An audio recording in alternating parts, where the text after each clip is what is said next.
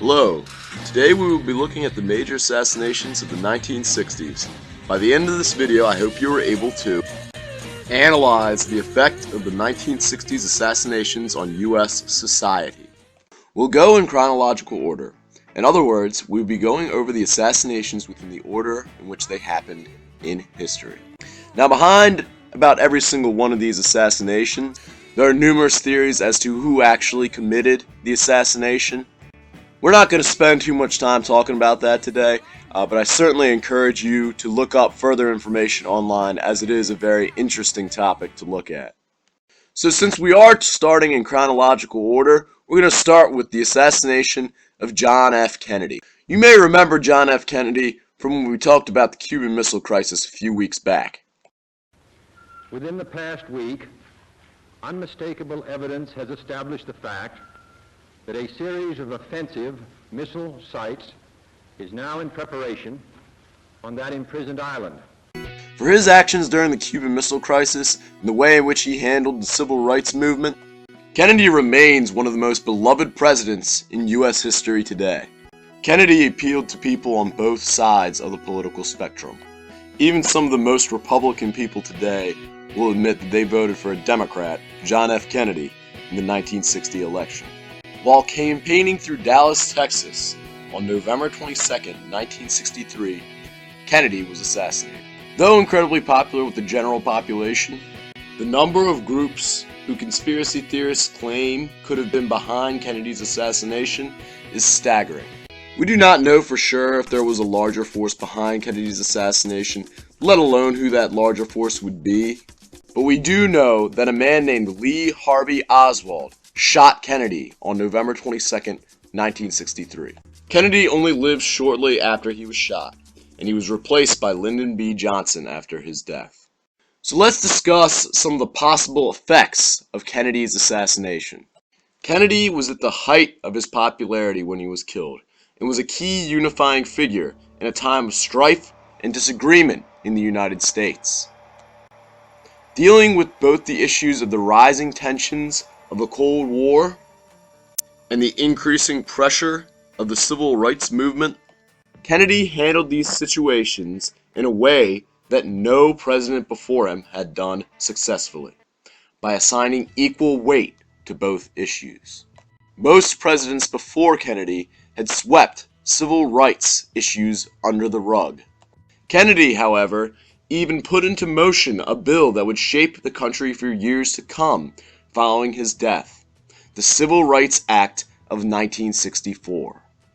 This act prevented discrimination at any public institution or organization. The act was a death blow for the Jim Crow South.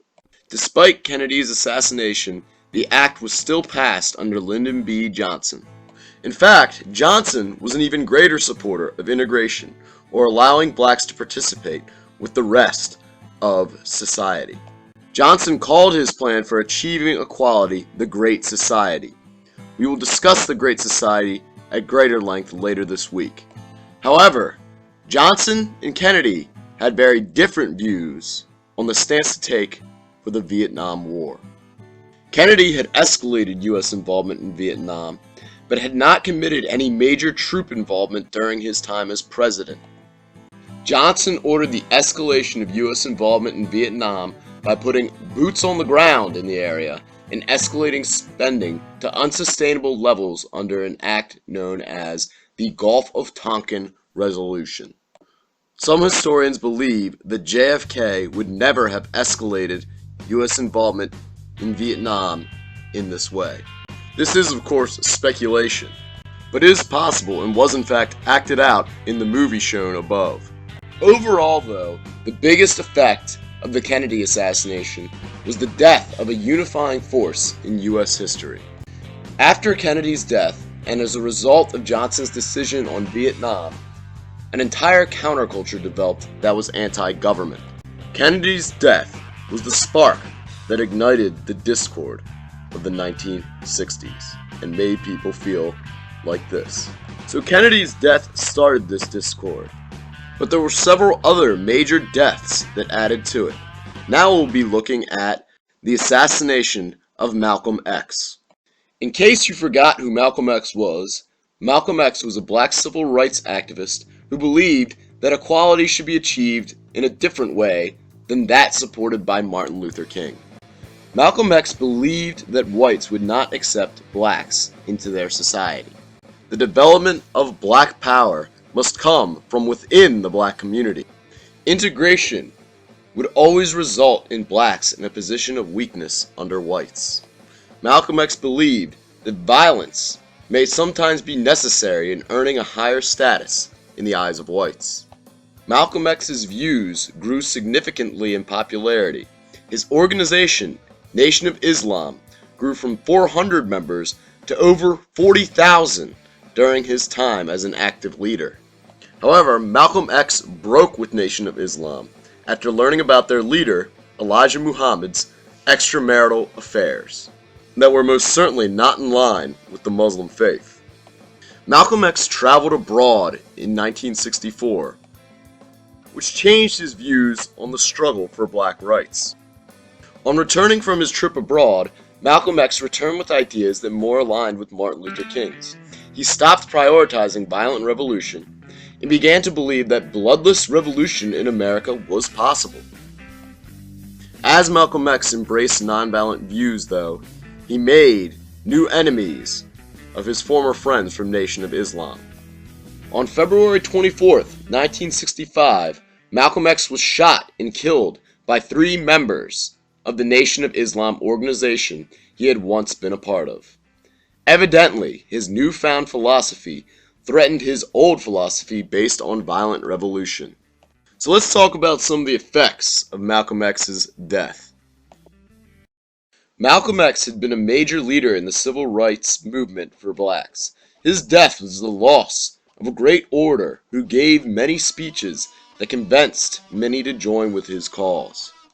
The possibility of Martin Luther King and Malcolm X actually working together to preach similar ideas would have created a far less divided civil rights movement.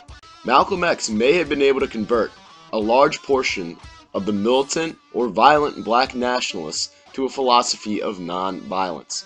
However, with his death, this radical, violent wing of the civil rights movement remained intact.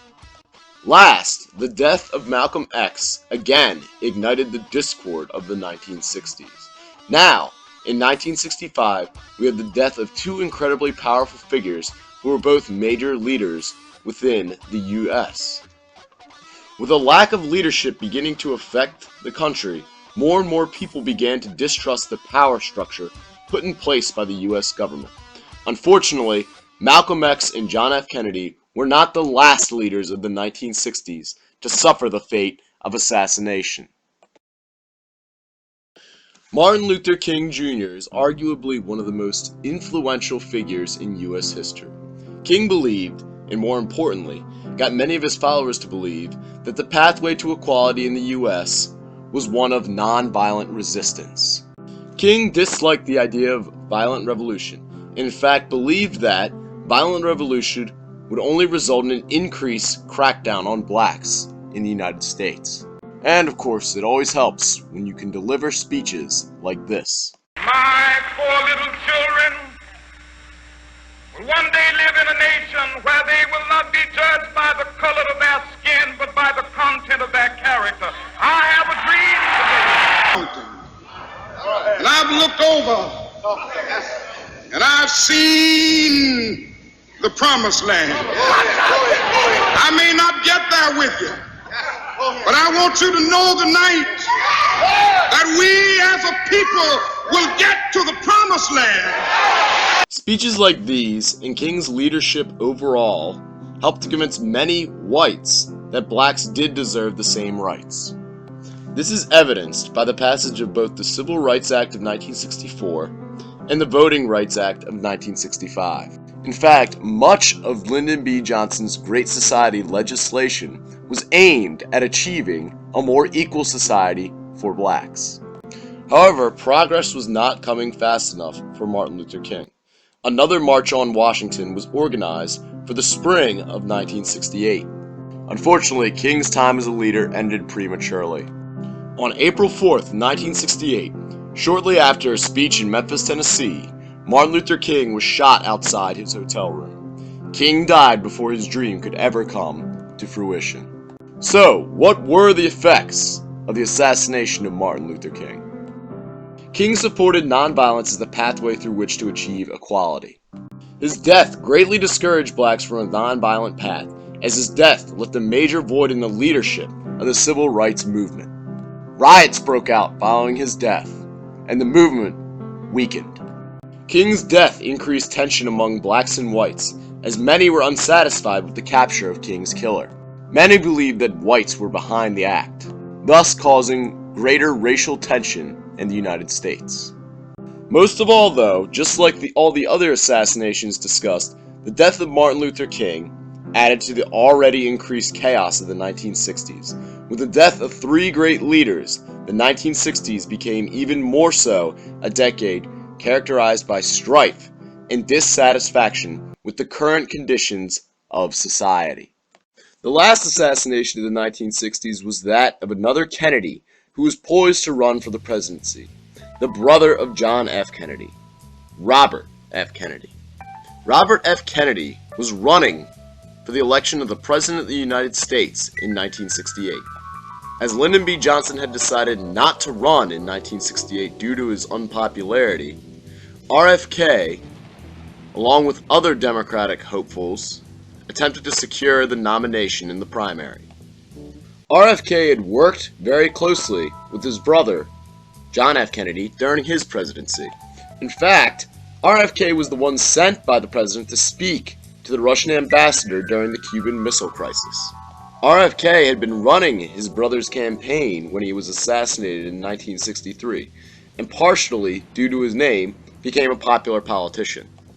Shortly after his death, RFK resigned his position with the White House. He won an election to be Senator of New York in 1964 and ultimately wanted to run for president in 1968. He had just won the California primary and was going to give a victory speech when he was assassinated on June 5, 1968 by a radical named Sirhan Sirhan. Yes, that's actually his name.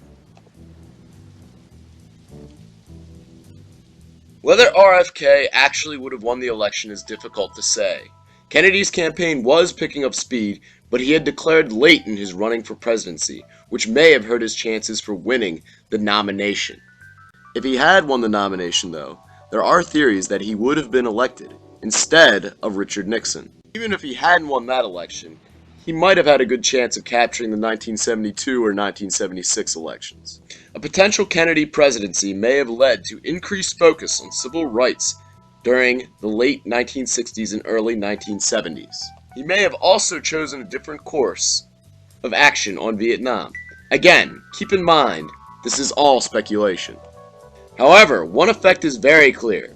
Kennedy's death added to the continued chaos of the 1960s. With the death of yet another major leadership figure, the 1960s was an era of unprecedented assassination in U.S. history. With all the discord caused by these assassinations, the U.S. continued to lament the loss of its excellent leaders. Overall, the 1960s is known for its counterculture of drugs, hippies, and anti-government sentiment. Rarely looked at are the causes of those traits of the 1960s. Studying the 1960s not only shows how assassinations can affect the security of a nation, but it also is instructive in displaying the problems that emerge anytime a leadership gap occurs.